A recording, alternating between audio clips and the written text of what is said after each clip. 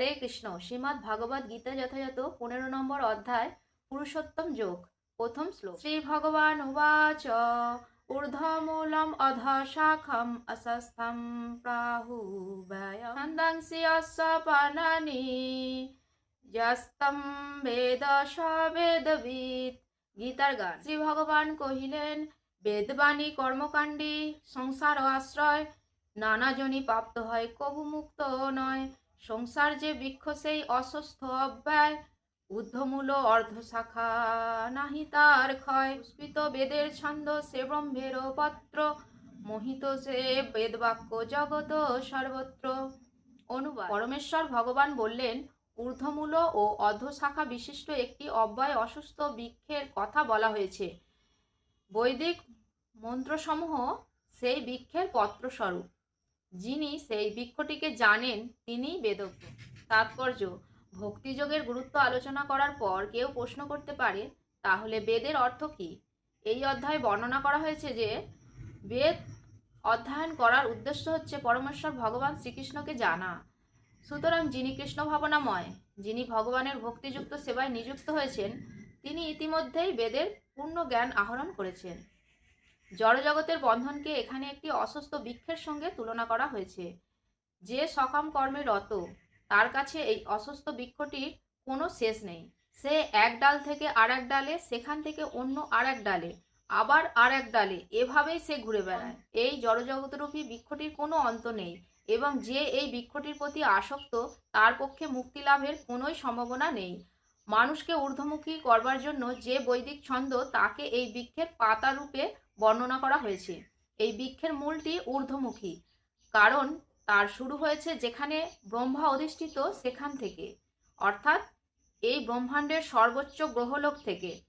কেউ যখন মায়াময় এই অব্যয় বৃক্ষটির সম্বন্ধে অবগত হতে পারেন, তখন তিনি তার বন্ধন থেকে মুক্ত হতে পারেন। মুক্ত হওয়ার এই পন্থাটিকে ভালোভাবে উপলব্ধি করা উচিত।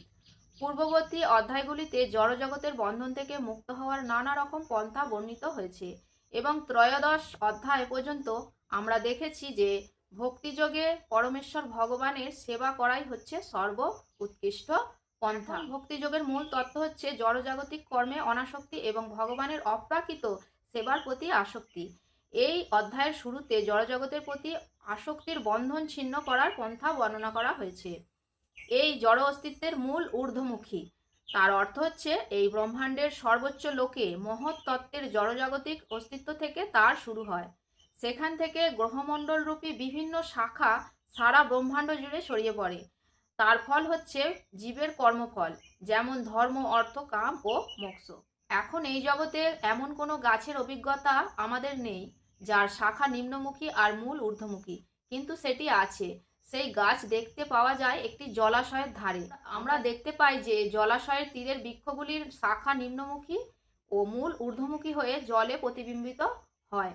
পক্ষান্তরে বলা যায় এই জড়জগতের বৃক্ষটি হচ্ছে চিৎ জগতের বাস্তব বৃক্ষটির প্রতিবিম্ব। জলে যেমন বৃক্ষের ছায়া পড়ে, তেমন ওই চিৎ জগতের ছায়া পড়ে আমাদের কামনার ওপর। প্রতিবিম্বিত জড় আকাশে বস্তুর অবস্থিতির কারণ হচ্ছে কামনা বাসনা। এই জড় অস্তিত্বের বন্ধন থেকে যে মুক্ত হতে চায়, তাকে অবশ্যই পুঙ্খানুপুঙ্খভাবে বিশ্লেষণ করার মাধ্যমে এই বৃক্ষটি সম্বন্ধে যথাযথভাবে জানতে হবে। তাহলে তার বন্ধন সে ছিন্ন করতে পারে। এই বৃক্ষটি বাস্তব বৃক্ষটির প্রতিবিম্ব হওয়ার ফলে তার অবিকল প্রতিরূপ। চিৎ জগতে সব কিছুই আছে। নির্বিশেষবাদীরা মনে করে যে জড়জগৎরূপী বৃক্ষের মূল হচ্ছে ব্রহ্ম, এবং সাংখ্য দর্শন অনুযায়ী থেকে প্রকৃতি ও পুরুষ, তারপর প্রকৃতির 3টি গুণ, তারপর পঞ্চমহাভূত, তারপর দর্শেন্দ্রিয়, মন আদির প্রকাশ হয়। এভাবেই তারা সমস্ত জড়জগৎকে 24টি উপাদানে বিভক্ত করে। ব্রহ্ম যদি সমস্ত প্রকাশের কেন্দ্র হন, তাহলে এই জড়জগতের প্রকাশ হচ্ছে কেন্দ্র থেকে 180 ডিগ্রি বা একটি অর্ধবৃত্ত, এবং অপর 180 ডিগ্রি বা অপর অর্ধাংশ হচ্ছে চিৎ জগৎ। জড়জগৎ যদি বিকৃত প্রতিবিম্ব হয়, তাহলে চিৎ জগতে অবশ্যই সেই একই ধরনের বৈচিত্র্য রয়েছে, কিন্তু তা রয়েছে বাস্তবভাবে। প্রকৃতি হচ্ছে ভগবানের বহিরঙ্গা শক্তি, এবং পুরুষ হচ্ছেন ভগবান স্বয়ং। সেই কথা ভগবদ্গীতায় ব্যাখ্যা করা হয়েছে। এই প্রকাশ যেহেতু জড়, তাই তা অনিত্য, অস্থায়ী। প্রতিবিম্ব অস্থায়ী, কেননা কখনো কখনো তাকে দেখা যায়, আবার কখনো কখনো তাকে দেখা যায় না, কিন্তু তার উৎস যেখান থেকে প্রতিবিম্ব প্রতিবিম্বিত হচ্ছে তা নিত্য। জড় আকাশে সেই বৃক্ষের জড় প্রতিবিম্বটি কেটে বাদ দিতে হবে। যখন বলা হয় যে কেউ বেদ সম্বন্ধে জানেন, তখন অনুমান করা হয় যে এই জড়জগতের আসক্তি কিভাবে ছিন্ন করা যায় তা তিনি জানেন। এই পন্থা যিনি জানেন তিনি হচ্ছেন যথার্থ বেদজ্ঞ।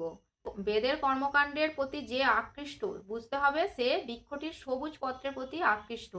বেদের যথার্থ উদ্দেশ্য সম্বন্ধে সে অবগত নয়। বেদের উদ্দেশ্য পরম পুরুষ নিজেই বর্ণনা করেছেন, তা হচ্ছে প্রতিবিম্ব বৃক্ষটি কেটে বাদ দিয়ে চিৎ জগতের বাস্তব বৃক্ষটি লাভ করা। হরে কৃষ্ণ। জয় জগৎগুরু শিল প্রভুপাদ কি জয়।